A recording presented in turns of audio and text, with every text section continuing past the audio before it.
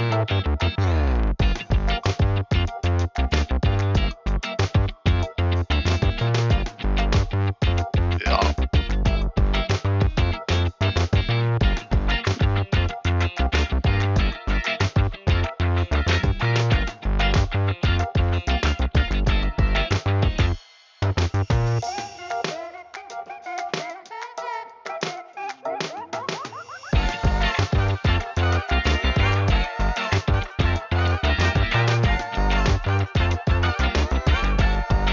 Okay, I can hear the music.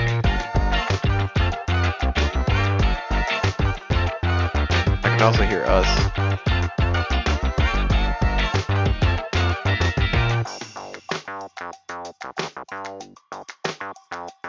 Oh, it just says it's just spinning. Here, let me Alright. refresh my page.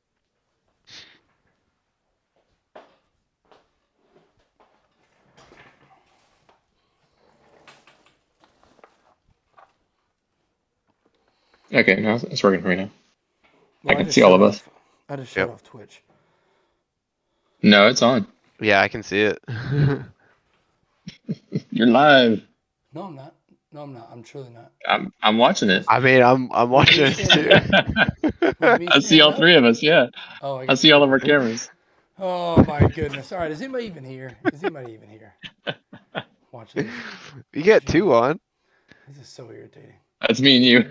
Yeah. I appreciate it. All right, we'll get it figured out. I gotta find a LAN cable here real quick. I'm so ready to be home and doing this and not dealing with it here.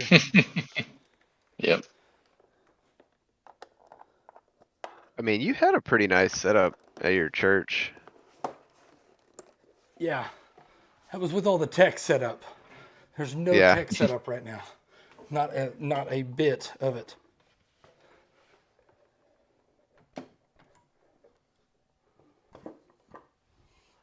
Okay. Let's see if that at least helps the connection part of it. Okay. Hey, what's up? All right. Just drop my book. Yep. That's how I feel about it right there. Okay. Y'all keep the stream pulled up because I don't know what's going to happen here. No idea. Well, you jump from 2 to 5 down to 3. Nice. Okay. Let me turn this off. Maybe that'll help. Hey, okay. So, what's up, everybody? You can see I'm back at the office. I don't have internet at home still. So, we are just figuring this out as we go. We skipped last week because I was moving, in the midst of moving. And this week, we didn't want to skip again, even though clearly we're having all sorts of issues here trying to get it. But this book ended really well. So it's our last week of the book, Becoming a King. Is that backwards? I feel like that's No. backwards. Oh, wait. Hold it up Stream again. it is, Yeah, yeah. it's I think backwards. it is. Yeah, Yeah. it's weird. So we're doing this book called Becoming a King, and it has had its ups and its downs, I think, throughout the whole thing. But I thought it finished strong with these last 4 chapters. And so we're going to walk through this with the guys. You'll notice we're missing one. Ryan is being a great husband tonight, out with his wife on a special thing that she's got going on. And so he won't be joining us as a part of this tonight. But we do appreciate, Brian, if you're here, hopping on. Let me know how it sounds, how it looks.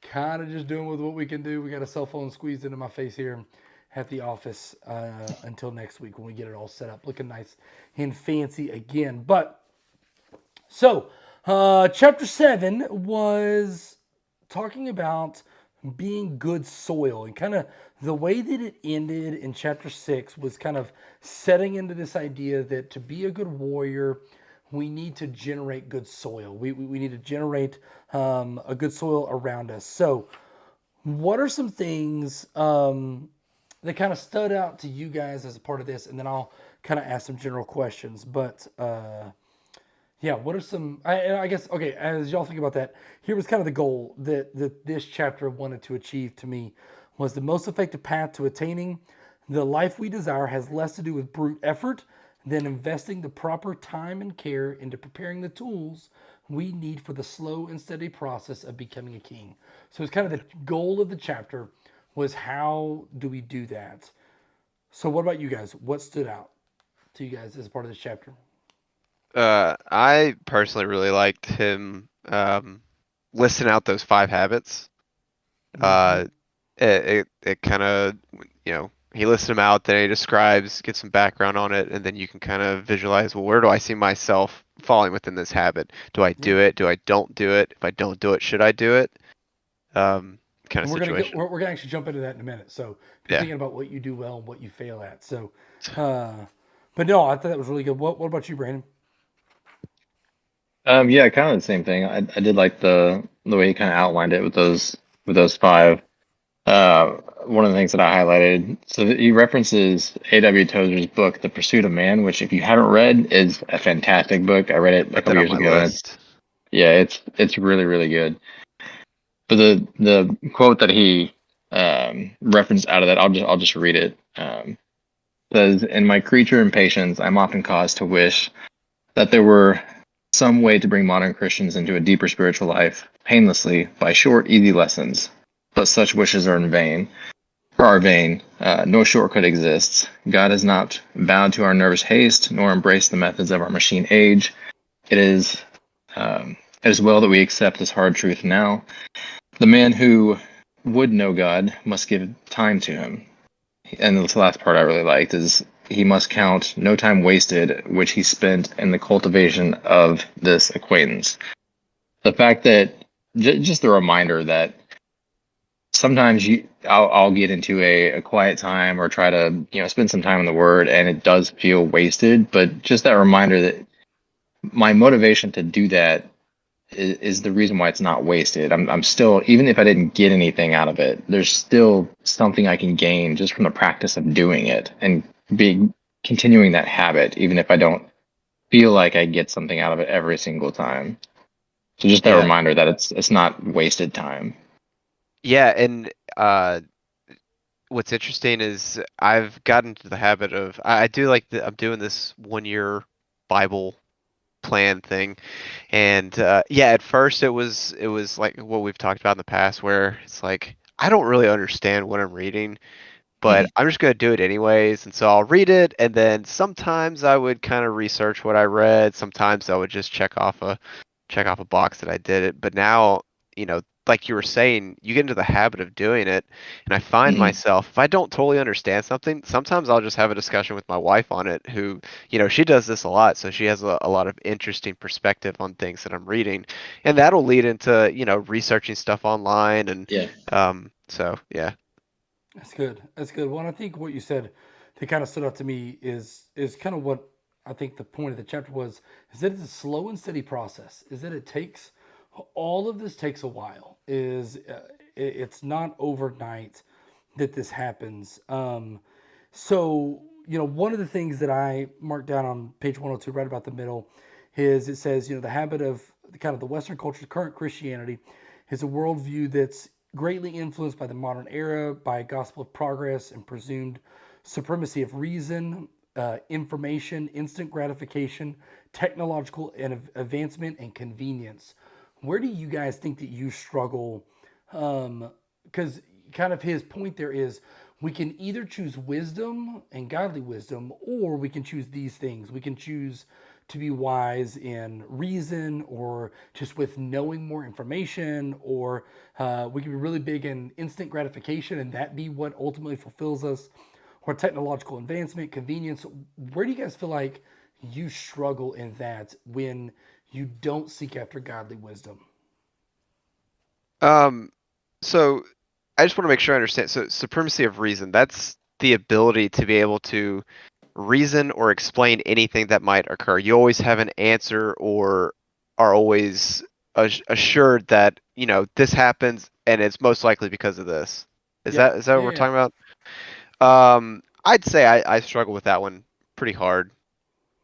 Um, I always need to know why. And if I don't know why, I just like, well, then it probably didn't actually happen type thing. Hmm. So Um, you're kind of skeptical. yes, I'd say Yeah, yeah, yeah. skeptical. If Yeah. you don't have a reason, you're skeptical. Yeah, Yes. yeah, that's good. What about you, Brandon? I don't know. I may have to think on that one for a minute.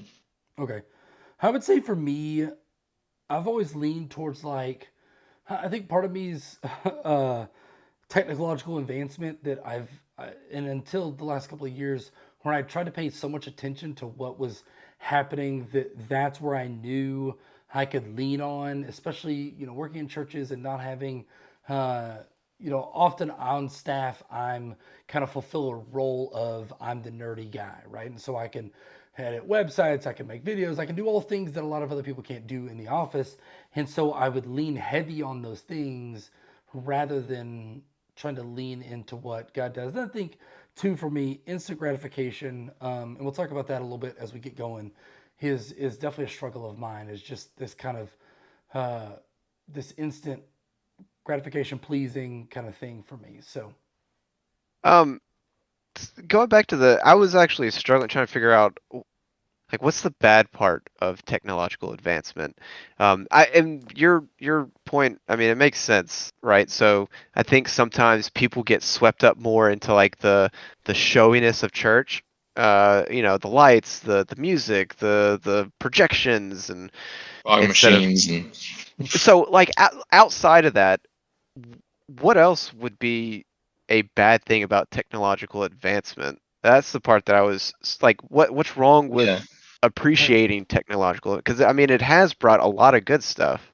yeah, well, and I think it's none of these are necessarily bad in context or even in moderation. It's that when you rely on those instead of godly wisdom, Mm. it Okay. becomes a problem. So, like for you, for reason, man, there are times I wish that I had a little bit less faith, because it would make me more passionate about apologetics.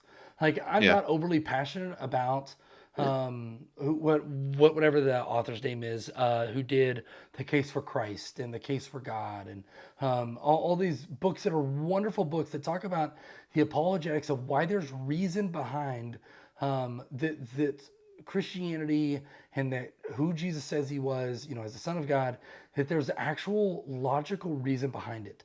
Um, it's all great and I'm interested by it, but I never study it. Like it's Mm. not because I don't struggle with faith. Like that Yeah. it's not something for me. So like I would say reason in that sense is really good, but if you take it too far to where you rely on, well, I'm a skeptic if nothing is proven, or I'm a Yeah. skeptic unless well, the Bible says this, but I don't know if this is true until we can prove that it's true. Kind of, that Hmm. there's that line where it can go too far. And I think the same thing with technology. That yeah, it's great. I mean, look at what we're getting to do, share on what God's doing in our lives on Twitch and on YouTube and all this sort of stuff, and that's really cool. But the further side of it, and where I think I've gone, is sometimes I've leaned on that too heavy and been like, no, no, this is my safety net. Is tech, and is my knowledge of tech or whatever, my passion for tech is kind of my safety net rather than godly wisdom. Gotcha. That's a good question though. All right, Brandon, which one for you?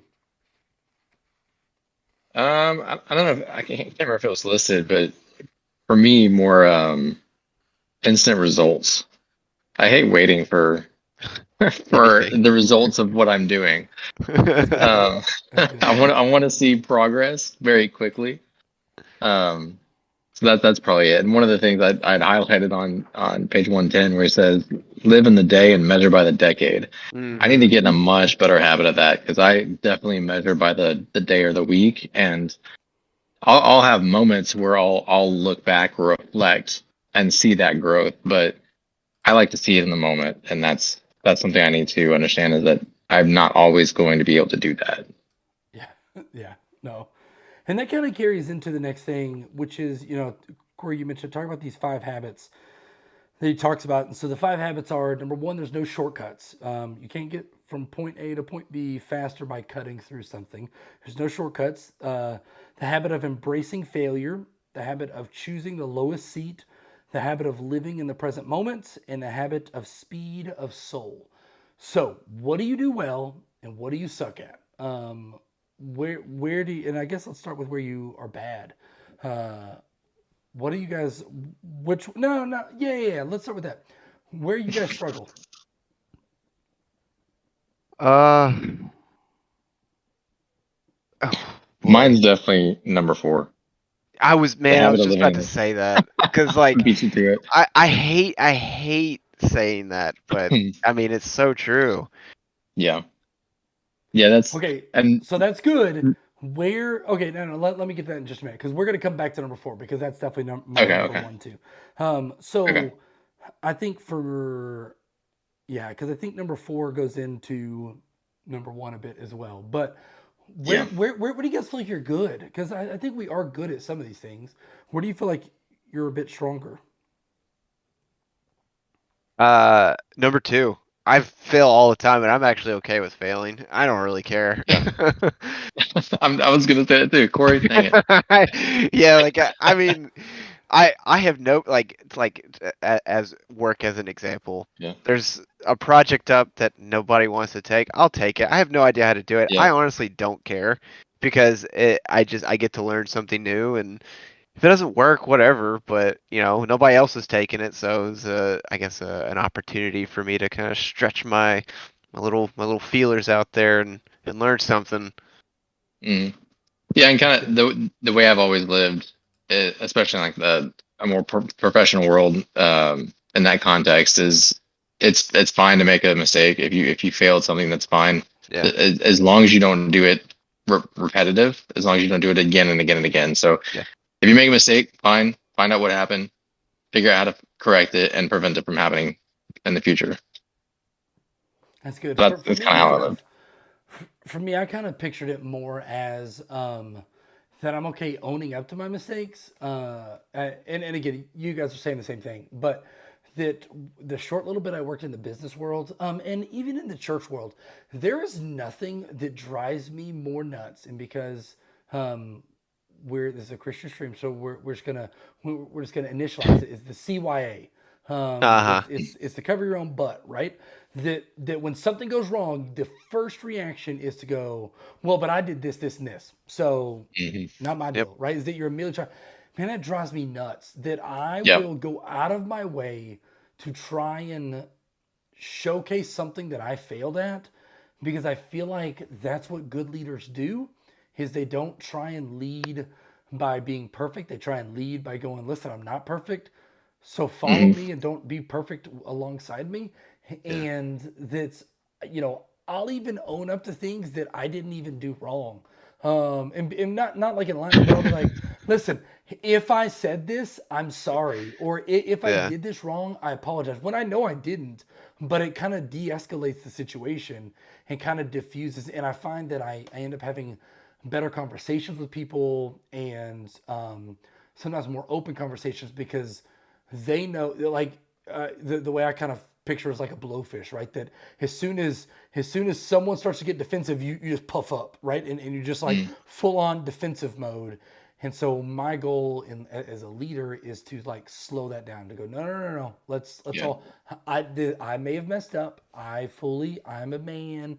It's what I do often. Like, I always make sure to do that. So I think that's one that I do well. Choosing the lowest seat was one I almost said. And then I started thinking, I can't say that because I really do like to be in the front, and I like to lead. And there are For them. times where I get. What'd you say? COD. Okay, okay. Well, yeah, all right. God's gifted some people. All right, don't worry about it. Um, that one sometimes that one's really hard in a role. If I'm mindful of it, I'm okay. But the balance of being a leader and someone who wants to lead is sometimes going, shut up and let somebody else lead. yeah. Let somebody else take charge and choosing the lowest seat, which often allows you to serve other people. So that was good. Okay, number four, which was the habit of living in the present moment. Man, this convicted me and legitimately Hmm. changed my how I've spent the last 2 days in my because I got behind in reading with the moving and stuff. So I hit this one a day or two ago, and it legitimately changed what I was doing as a part of it. So tell me why this one is hard for you guys. Why you think you fail at this, and why does it convict you kind of as a part of that? I mean, for me, it's just so easy to I think John, you may have mentioned it in the last time we met, just to like when you get home from work or something, just to want to disconnect and just have a moment to like I just want to rest. Just give me 30 minutes and disconnect yourself from where you really need to be. It's hard to fight that sometimes. Yeah. Um, I think going off of what Brandon said, it's hard. Um, let's say you get off work, you sit down. Yeah, I guess I can turn my brain off and not think about philosophical stuff, but like I'm always like, okay, what else needs to be done? What do I need to do outside? What do I need to fix inside? Are all my bills paid? How's our budget look? Like I'm thinking about a million things all the time. Um, so it's hard because yeah, I think we've discussed this in the past. Like our family deserves the best part of us, not work. Like work is secondary, it's your family. And so when you are home, you need to actually be home. And it's sometimes just hard to because you're thinking about everything else that you need to do. Yeah. No, I think that's what hit me the most. I am naturally, and I think until I read this, I would wear this with a badge of honor that I'm a person that thrives and that lives by speed and just the chaos of life. Like that's when I'm at my best is those moments that are chaotic and crazy to where I need to work for, work on a video overnight. I think that's part of why I'm a procrastinator is because I enjoy the chaos of that. I enjoy the rush of it and the adrenaline that comes with it. And so I'm a person that enjoys the speed and kind of the chaos of life. And yet, as I was reading this, I just sat and I wondered, well, what? And yet I wonder why there are times where I can't sense God moving in my heart and in my life. And the reality is that Mm. God isn't a God of speed and chaos. He's a God of deliberateness and a God of patience. And so, by my desire to live in speed and chaos, I'm living in a way that is opposing to God. And or at least that doesn't allow me to stop and to listen to God. And so I think that for me, this idea of being present, part of it was at home with my kids, and like you said, Corey, stop. And the last 2 days, I mean, we're in the midst of moving. I don't know where half the stuff is in my house, more than half. I don't know where 90% of stuff. We were trying to find forks tonight for dinner. I don't know where stuff is. And so the tendencies just want to unpack for 4 hours. No kids. I don't have time to do anything. I don't have time to this. I just got to keep working. I got to keep going. I got to keep going. And that's kind of my personality. And I'm the routine person that, no, bedtime is at 8, which means we got to start bass at, or bedtime's at 8:30. So we got to start bass at 8. And we got to have dinner by 7. If we don't, then we're getting off the schedule. And I'm just so grind into that I've missed my girls just having fun. And in this new house, we have a really cool view of a lake. It's really fun. And I haven't even sat to enjoy it. I've lived there for 5 days and have not once. I've been so busy that I haven't even sat to enjoy what is the best place for me to be present with God. And so today, when they got home, I intentionally did as much as I could early. And I said, okay, y'all go play outside. I'm going to sit on the bench and I'm just going to sit and relax and watch. And there was such peace to that because that's not who I am. The first month, we talked about how encouraging it was to read a book that made us slow down. And Mm. yet, the last 2 months, I've lived a life of chaos and Mhm. speed and overwhelmingness. And there are going to be seasons of that, but I seek out that. Like that's something I think I Mm. realized was I'm the kind of person that seeks out that kind of life. I seek out that kind of tendency and that kind of habit. And I think that's why a lot I miss God. And I will go days, if not weeks, and be like, man, God, why don't I sense you? Why don't I feel your presence? Why am I not experiencing you? Well, it's because I'm not stopping and I'm not deliberate and I'm not patient because God is those things. So Yeah. that's just something Yeah. And heavy for me as part of that.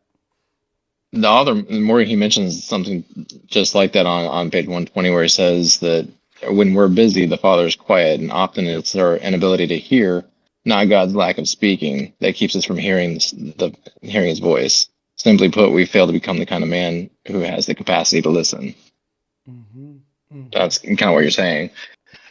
Another side of being present that also resonated with me is being present when I'm trying to like read scripture or read this book or spend time with God. It's sometimes even difficult to be present in those moments. And then I'll have moments where I'll look back and I'll see what God has done in my life, and then I'll look ahead and have the things that I'm praying that He does in my life, but I just don't sit and spend time in that present. And he mentions again that Pursuit of Man book by David Tozer, but he's talking about, think of it as standing on the bank of a river and how God working in your life. If you look to the left, it's where the river's coming from. If you look to the right, it's where the river's going. But there's also the river in front of you, and don't miss that part of it where He's also working through your life in the present. That's good. All right. Any final thoughts on that chapter? No? All right. I'm just going to end with this then. It's on the page, top of page 120. And this hit hard. Do it slower, talk slower, eat slower, do it all slower. That was me through and through. I talk fast, I eat fast, I think fast, I move fast. I'm always fast. Slow down. Slow down, John. January and March are both books that tell me to slow down. Hopefully, one of these days it will kick in. Okay, the second chapter tonight, chapter 7 was becoming deep roots. So we talked about becoming good soil, and good soil is required to grow deep roots. So how do we grow deep roots? He talks about that it's all about practices. That it's that it's we grow deep roots through practices. But what kind of stood out to you guys in how we grow deep roots as a part of our faith?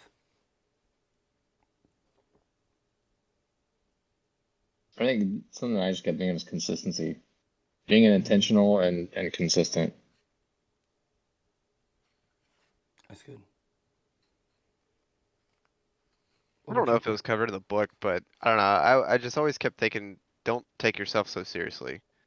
Like, we think of ourselves, at least, our false self, according to this book, our false self. We hide our false self such high regard. Like, we hate the idea of somebody just, I don't know. I think taking yourself too seriously can really get in the way of, like, one of the things is the practice of play, right? So like I'm always like if this guy's out having fun, like he's not successful, or he's doing something wrong, because why can he have fun and I can't? I work hard. Why can't I have fun? Like Mm-hmm. and again, I think that's me putting so much emphasis on how busy I am. Am I stressed? Am I busy? Do I always have something going on? If I do, then my false self, we're good to go. I'm doing exactly what I need to do to get by. Whereas this guy's off gallivanting, goofing off, having a grand old time. Like, he's obviously not contributing anything, you know? So I don't know. No, that's really good, and I think specifically with kids, that matters, right? I mean, I think my Yeah. role model is Bluey's dad, right? I assume I know Brandon's watched Bluey. Have you watched Bluey I yet? watched All right, Bluey. good, Yeah. good, good. Right? Is it like that's and I think that in general, when I'm being present with my kids, that's who I am. Hmm. And I've tried, I think where I've failed as my older girls have gotten older, right? So our twins are 10, is I've become less the fun dad. It's really easy to be fun when they're a toddler and even at 5, because you just make a funny face and they laugh really, and then it kind of feeds Hmm. you and goes. And but as they get older, it's a little bit more like work to have the fun. And some of the things that I miss doing is just going, hey, let's go hop in the car and go on an adventure, right? Just go find somewhere to drive off the road and start walking into the woods. Like just stuff like that I think is a lot of fun that I need to get back a bit to just being the playful dad that makes my kids laugh, because I think those are the things that last a lifetime, not the work that I'm grinding to do or the box I'm trying to unpack. That doesn't Mm. matter in the end. So, all right. Oh, what did you guys think? So, practice to play was a really good one. He talked a lot about practicing. And the thing that I really liked was he talked about the distinction between trying and training. That we can go out and try to be a professional athlete, but we're not going to be there. And the reason we're not going to be there, part of it is just natural gifted, right? But part of it, a lot of it is that we've not spent the hours and hours and hours and hours and hours training to become who they are. And so you talked about as we want to become kings, as we want to become godly men, we've got to train more than just try. Um, and so he talked about spiritual disciplines. Now, what did you guys think? How did you guys kind of respond to his idea on spiritual disciplines? Because, and kind of as a recap, he kind of states that the phrase spiritual disciplines can kind of become dogmatic, legalistic, um, that these are things that we have to do to be a good Christian, and they can feel kind of constraining. And so he instead kind of switches it up and goes practice engagement, practice abstinence, and practice being weird, which is kind of where the play goes. How did you guys feel about that? For me, the practice of abstinence, I got quite a bit out of that. And the one sentence I highlighted on it that stuck out was strengthening my muscle, my no muscle, and practice feeding directly on God's immaterial sustenance. So, but practicing my no muscle. So the way I took that is it's when there's distractions that come up or something, or things that keep me from being in the present, um, I give in to those too quickly. Like we talked about, whether that's I just get home, sit on the couch for a minute just to unwind or whatever it is. But I feel like I need to get better at practicing abstinence, not just to disconnect me from those things, but to just build that habit of saying, no, I'm not going to let that distraction, take me away from my kids right now. I'm going to, even though I'm tired, I'm going to go do it. Just getting in the habit of that and getting myself comfortable with that and okay with the fact that I can actually do that and be confident in doing that.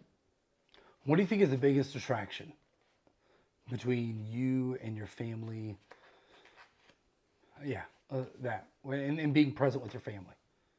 But yeah, I think, and maybe it's in one of the later chapters, but I think partly just laziness. Honestly, if I'm honest with myself, it's probably just I just don't feel like being active or or get home, and I just want some alone time because I work around people all day long, and I'm tired of being around people. So it's a lot of selfish or lazy reasons, I think. That's good. Well, what about you, Corey? Going off the practice of abstinence, one thing that Sarah and I have been doing for, I don't know, the past 6, 7 months now is like we don't do anything on Saturday. We don't work, we don't clean.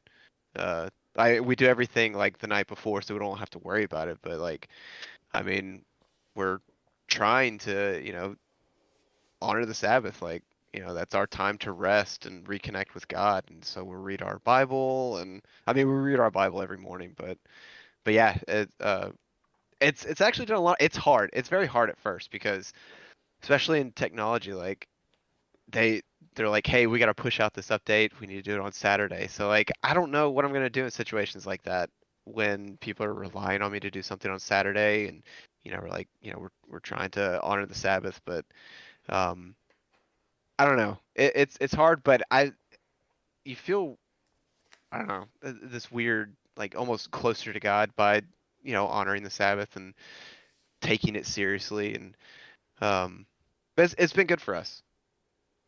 That's good. No, I think it's really good, and I think that's something I know I don't do well. Right, it's this idea of rest, and Mm. that it's something that you know God gave us a demonstration of it before sin ever entered into the world, right? That on the seventh day God rested. God did not. God did not need to rest because God was tired. God used His words and created everything. Like God Yeah. did not need to rest.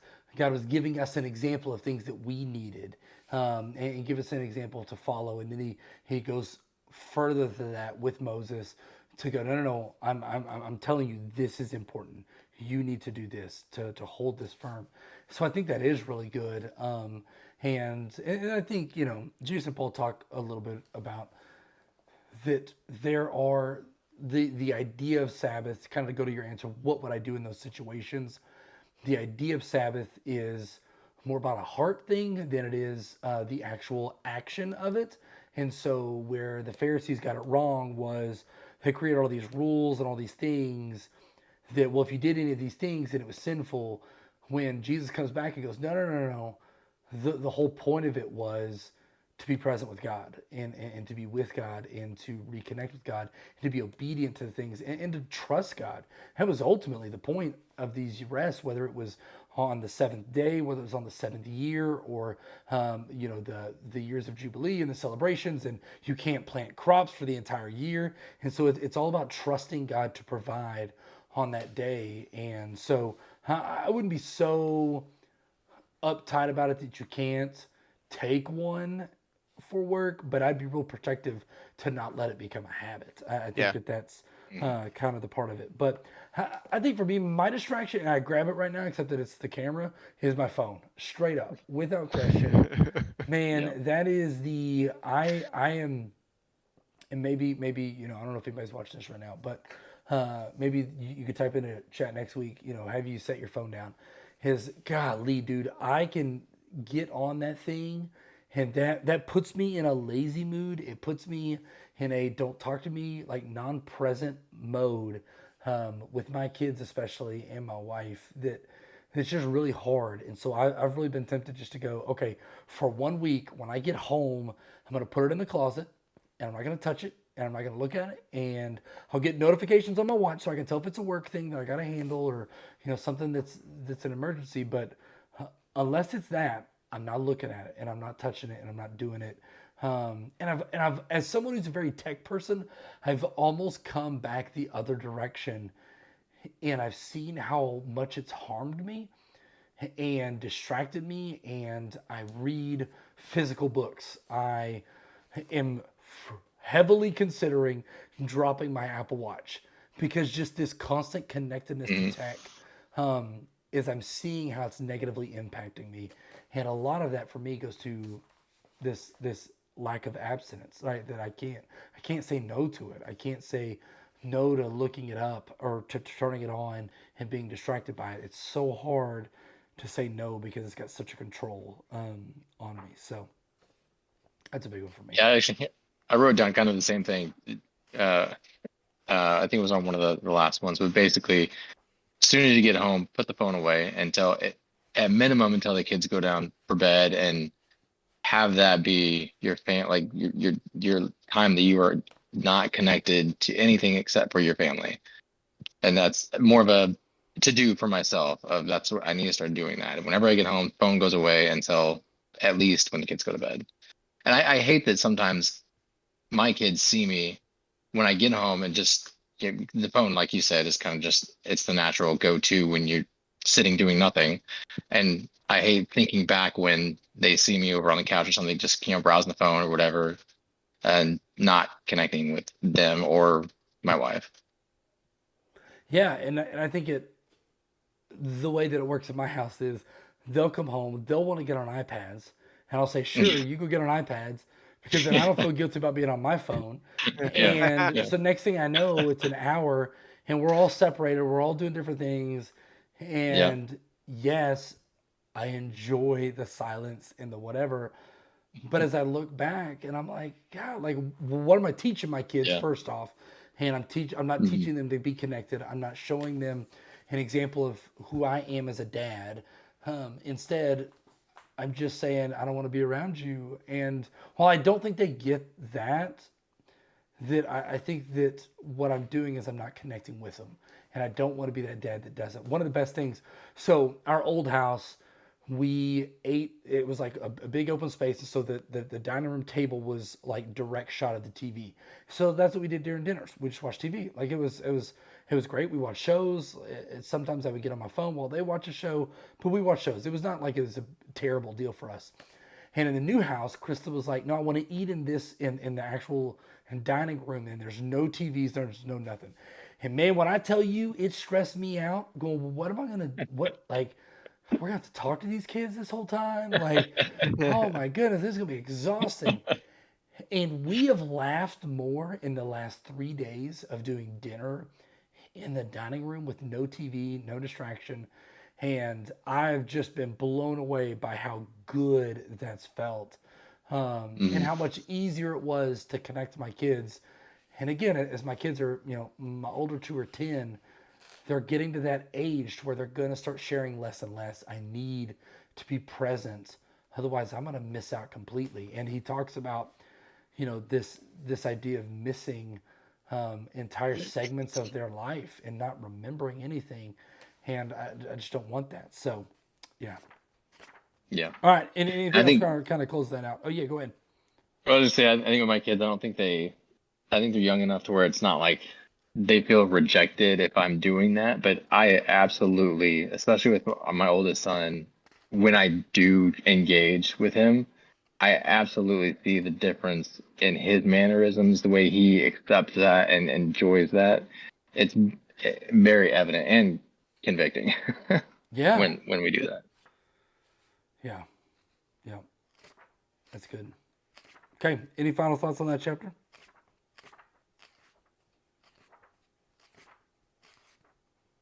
All right. Nope. Chapter 9. Two more left in the book. Becoming like-hearted. And so this was very, I think, typical of something that I would see at a conference or at any kind of retreat. It's all about priorities, right? And it's all about setting your priorities.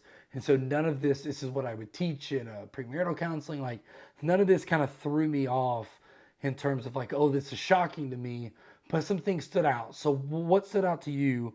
And kind of as you guys sit and think and look, I kind of go through it. And what he talks about is the first priority is God, and that's kind of at the bottom of the funnel. That has to be the first and the biggest area. And how that kind of goes through our life is that the first thing we have to take care of is ourselves. Similar to a plane, you got to take care of yourself first, and then our marriage, and then our kids, and then our oh, I didn't find the right thing. And then our like-minded kings, which are each other. It's a small group of people around you, and then after that, it's mentors and the rest of life. So how did you guys feel about that pyramid? Where do you think you're good? Where do you think you're bad? Obviously it's a priority list.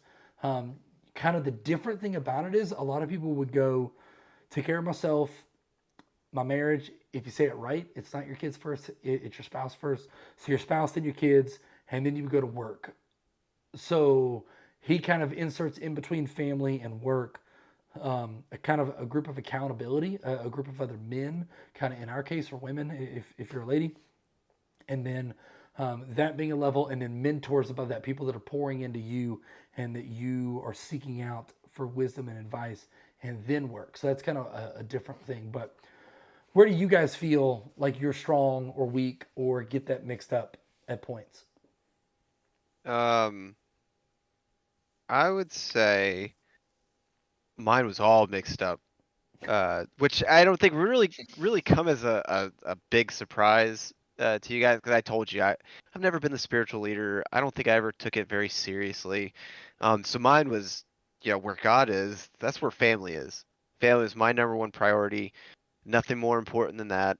Then I'd say God, and then maybe like I don't I'm not even sure if soul care would even be in this thing, and that's probably well, it's clearly not a good thing, but not good. So That's good. No, that's really good. What about you, Brandon? Yeah, I think soul care is probably the one that I neglect a lot more than I should. That and I mean, along with you, Corey, I haven't been the role model or the example of a spiritual leader of a household that I should be. Not even close. So I think what we do here is going towards a like-hearted kings, but I think like these are the things that are those steps in that direction. But yeah, definitely those are the weaker points for me. Yeah, I think soul cares definitely are for me. I think for me, working in a church is really easy to justify the greater good, and we're called to sacrifice for God, and sometimes I need to sacrifice my family or my marriage or my own soul, kind of time for myself, so that I can serve the needs of the people of the church, right? So that's kind of the justification of it. When the reality kind of talks about this, the reality is there's never an end to this job. Like my job, there is no complete. Um, that there's always more people with more problems. There's always more marriages that are falling apart. There's always new Bible studies to teach. I'm never knowing enough. I'm never doing enough Hmm. stuff. There's always more things to do. And so sometimes I can get caught up in the work of the church and neglect the other things. And I think one of the best things I've ever had is here at my church now at Waterbrook that our elders will intentionally ask and put pressure on us to make sure that we're taking our vacation, to make sure that we are taking time off after big events. That how is your wife? They do not put the pressure of are you doing your job well.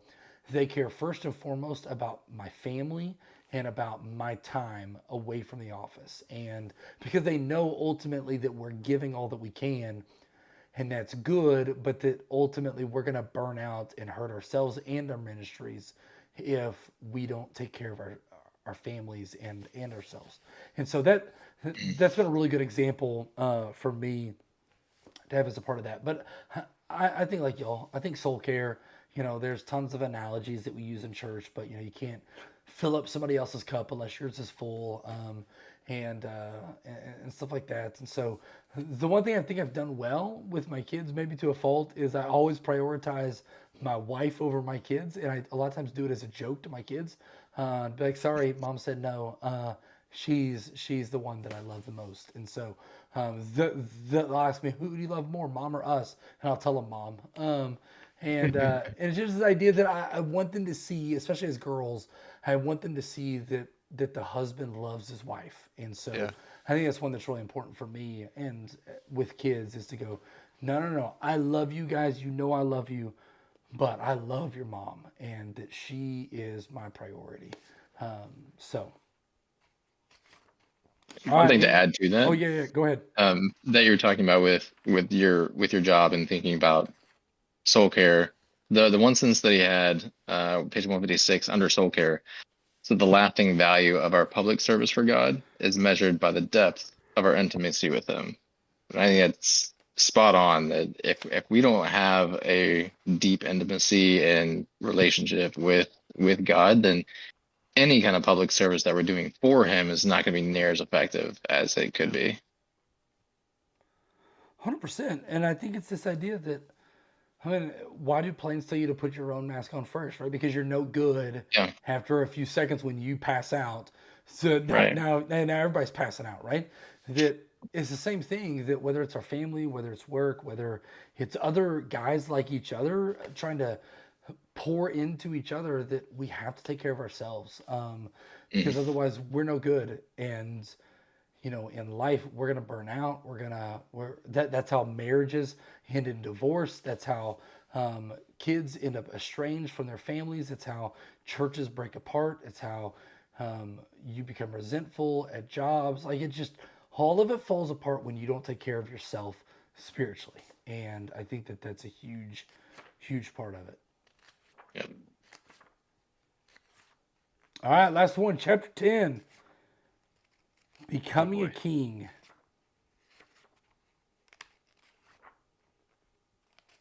What stood out to you guys is it's kind of how he ended it. They talked a lot about authority and strength, but what were some things that kind of stood out to you guys That's part of this last chapter.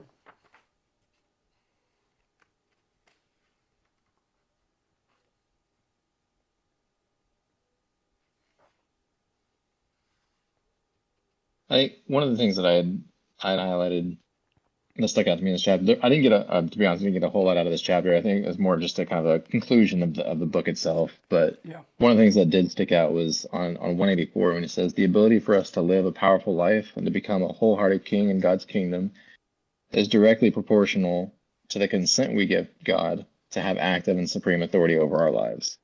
And kind of like we were saying earlier, if we don't have if we don't give God access to our lives and to be involved in that and have that active relationship with Him, then it, we're not going to be as effective. We're not going to become a wholehearted king in God's kingdom, as He says.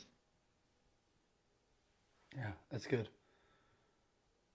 And it's a good reminder to be reminded that God is not going to force Himself in. We have to give Him Mm, access. Is that He's yeah, going to stand back and wait and be patient. God is a patient God. He's going to be patient for us, but that He's just not going to bowl us over, be like, "How you're being an idiot? I'm going to fix this right now." That's not who He is. He's going to let us succeed and fail a lot of times, and we have to give Him access. That's really good. What about you, Corey? I, I kind of read through this chapter, if I'm being honest, because I was falling behind. But I am convinced that this guy is actually Russell Crowe, because I think because he's referenced Gladiator Multiple. so many times, I Yes. think he's really Yes. trying to push his movie again. So, when He ends it with strength and honor. Yeah. yeah. So true. So true. No, but I guess if I'm being real, that story I thought was really cool between Jesus and the Centurion. yes, I thought that was pretty Mm, Yeah. interesting. That was the only time in the Bible where I forgot what the Hebrew term was that um but he Jesus was was amazed. amazed, right? The Yeah. only time that that's ever used in the Bible when Jesus was ever amazed. I thought that And was it really interesting. and it wasn't an Israelite. It wasn't Yeah, one of Jesus. It wasn't who Jesus came to be the Messiah for, right? right. Before they rejected the original plan, God's plan was that his people would accept Christ and that would be that, and they rejected him. And it talks about that in all the Gospels. And so that, yeah, it's such an interesting thing that this centurion got it. This Gentile Yeah. soldier got it when the people, Jesus' own followers didn't at times. Yeah. So, yeah, that's good.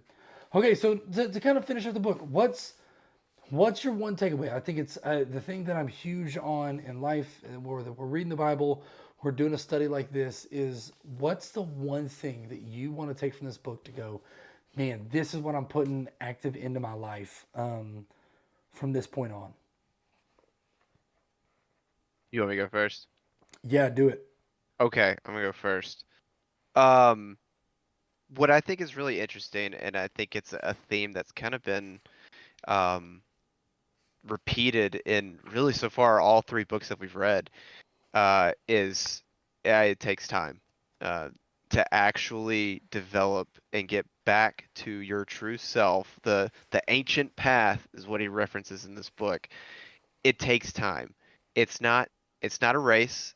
Uh, I do compare myself to a lot of other people. Like, man, they are so much further in their walk with Christ than I am, and like, I need to get on it. I need to step it up, and um, but what these so far I feel like has been talked about in all three of these books is that it is something that takes time. If you're doing it the right way, it's going to take time. There's going to be highs and there's going to be lows. Um, and I think that's something that is pretty apparent in this book is that there's a lot of stuff that needs to be done. It's not impossible and it's not easy and it takes time.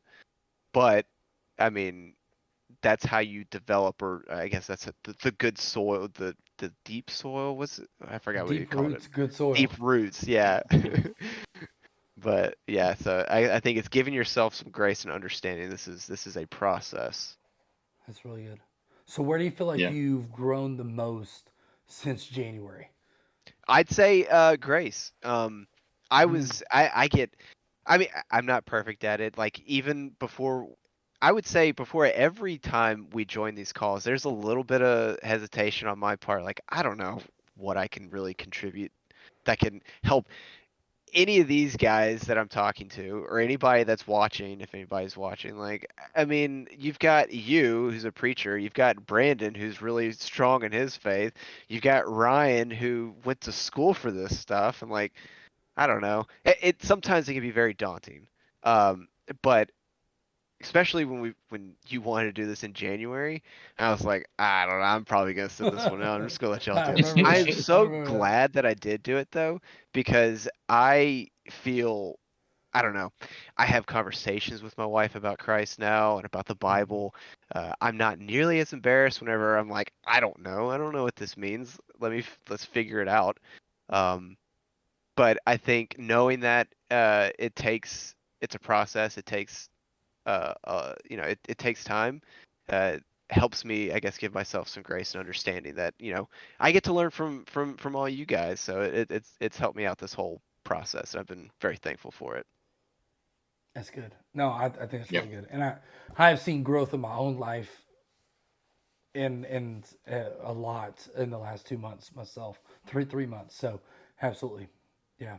And Ryan's right. I mean, Ryan, we get to learn from you too. I think that again, the one person that I've talked to outside of these streams mentioned you as a part of who they're enjoying as much as anybody. That you're the one, Corey, that they enjoy, and I think some of it is that open and honesty that you may have come into this at a different point spiritually than we were, but that point is relatable to most people who will ever watch any of these things, and that to see you grow as a part of that, it's really exciting. And so, yeah, I certainly Uh, am on board appreciate with that. that too. All right, Ryan, Brandon, what miss you, about buddy. you? We still got time. What Yeah, about you, I Brandon? would say that's definitely part of it for me is just recognizing the fact that it is a process, and he mentions it and says this statement several times in the book that they mentioned earlier is to live by the day and measure by the decade. I feel like each time I read that, I think he mentioned it several times in each chapter, but that keeps sticking with me as a reminder of stop measuring by the day or by the week. You're not going to see any progress by doing that. Live by the day. Make sure you're doing each day what you need to be doing to continue that growth, but don't measure that quickly. You like look over the last decade to measure yourself and make sure that the trajectory is up, but it doesn't have to be, straight up. Just make sure that it's going up. That's one thing that I got from it. The other thing is just like we talked today, just being present, whether that's in the moment of reading these books that we're doing, spending time with God, whether that's with my kids, with my family, just the constant reminder that I need is just be present. And even sometimes, even when that's just in a professional setting and I'm doing a task at work, it's really easy to, rabbit trail off to other tasks or things and just be intentional, be present, be available, just those things, those constant reminders. That's good. That's really good. Ryan, if you want to throw anything in of your thing that you've kind of said, I know you got a meeting, but feel free to throw it in. For me, it goes back to what I talked about earlier. In this slow down. Again, I just want to say what I said earlier that I am motivated by the speed and chaos of life, and when I look at that, it's no wonder that I miss God, because our God is a God of deliberateness and of God of patience. And when I'm living in chaos and speed and at a high rate and always go and always move and always something, thinking about the next thing I got to do, man, Psalm, what is it? Oh gosh, give me 2 seconds. I'm gonna have to look it up because now it's gonna bother me. Um, I should have looked it up before. Psalm 46:10. Be still and know that I am God. Right. The most convicting part of that is be still. And every time I read that, it's not for me. It is take a breath. Take a breath. When I used to preach, when I first started out preaching in front of adults at Waterbrook, it was like I wouldn't breathe when I would speak. And it was all nervousness, right? But I would speak so fast that I would forget to breathe and forget to swallow. So I'd be in the middle of a sentence, and like I would run out of air. Like that's the dumbest thing ever. Like, why would you do that? But I would run out of air because I would forget to breathe. And it's this idea, and what I learned I had to do, and even to this day, when I can feel myself getting ramped up, is I have to stop and I have to just take a quick breath and just like pause for a minute, slow. I can intentionally slow myself down because it's in that moment that I'm more aware and more present. And I think for me, when it comes to my relationship with God, what I need to do is to spend more time stopping. Because you know what? Dang it, every time I stop, God shows me something. Every single stinking time. So why in the world am I not taking time every day to just stop? I can tell you that the times I've gone on walks, when I just leave the office and just go on a walk, listen to music or listen to a podcast, and just walk for 10 minutes around the campus. When I do that, when I sit on a patio, when I just take time in the morning and sit on the couch and read, when I'm still before God, He shows up. So why don't I do that all the time? And so just for me, and I think this will be something that sticks with me forever, is just this idea that my personality and who I am wants to go fast and to be chaotic. And I've got to slow down so that I can take care of myself, that will hopefully take care of others. So yeah, that's it for me. All right, Ryan said, same for me, slowing down and getting intentional about spending time with and serving God and getting much more intentional about caring for others. Yeah, yeah, same. I think for me, I feel like I've really regressed from month one to now. And a lot of it is the sale of this house has so consumed everything about me that I don't feel like I've done a good job in any part of kind of like the personal soul care, which then I don't feel like I did a good job with my wife or with my kids or with any of that. So I'm really glad that this book kind of slapped me in the face a bit towards the end of it, and I'm ready to kind of get into the next one and go. So, You think if we would have read this book in like January, maybe you would have handled the situation better? no, because the January book is about being slow. You must say. I mean, Enjoy no, the because silence. yeah, because That was the name of it. literally, that's who I am, and again, it makes me valuable in moments of chaos because the chaos doesn't stress me out. I'm always looking for ways to solve. So I'm a problem solver naturally, but it's when and so like where I've come to it doesn't mean that God designed me wrong. It just means I have to be extra intentional to slow down. I have to be extra intentional to take a breath and to be still before God. Yeah. And that's where I failed because I'm worried Yeah. about the house showing. I'm worried about my job. I'm worried about my kids. I'm worried about routines. I've got all these to-do lists. They're massive. They're massive. And that's where the last 2 days for me have been game changing. The amount of things I have to do is still off the charts. But yet I took time today just to sit on the bench and watch my kids play. And man, I felt Yeah. present with God in that moment. And that was good. And I was at peace. And that's a huge part of that be still in Psalm 46:10 that's important. So Yeah, I think it's being aware of those natural tendencies. The natural tendencies are just innate things that God has woven into your DNA. It's just a part of who you are. But yeah, being aware of them and knowing how to manage those tendencies correctly, I think that's the key. Yep. Yep. All right. Let me pull up our next book for anybody who's watching. So we are going to go through the book of James in the month of April. So April has 5. Does it have 5 Thursdays? That would be awesome. I think it has. Does it? March had 5 Thursdays, which means April probably will not. Dang. No, it has 4. April has 4 Thursdays. Okay, so we are going to read this book. Oh, I don't even know if I can pull it up. It's not going to be easy. I don't know if anybody's even watching right now. But we're going to read a book, a Bible study in the book of James. So I'm really, really excited about it because I've been missing like Bible study part of this. And so I'm excited to go through James. I know Ryan is super passionate about James. And this will be really good. So kind of how it is, we've got 4 weeks. So essentially we will do chapter 1 next week. So by next week, we'll do all of James 1. So that's 3 weeks of the book, 2 through 4. The next week, we'll do chapters 2 and 3. And then the next week, we'll do chapter 4. And then we'll probably just do a 4. Yeah, we'll figure out kind of how we go. But we'll go through James of the next month, which is a really good book. Ryan, tell me why it's your favorite book real quick before you get out of here.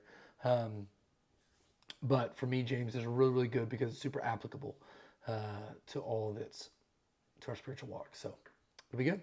But I think it's going to be interesting because it's going to be interesting to see how Corey does a Bible study. It's going to be interesting to see how Brandon does it. It's going to be interesting to see how that differs from me, who studies to teach.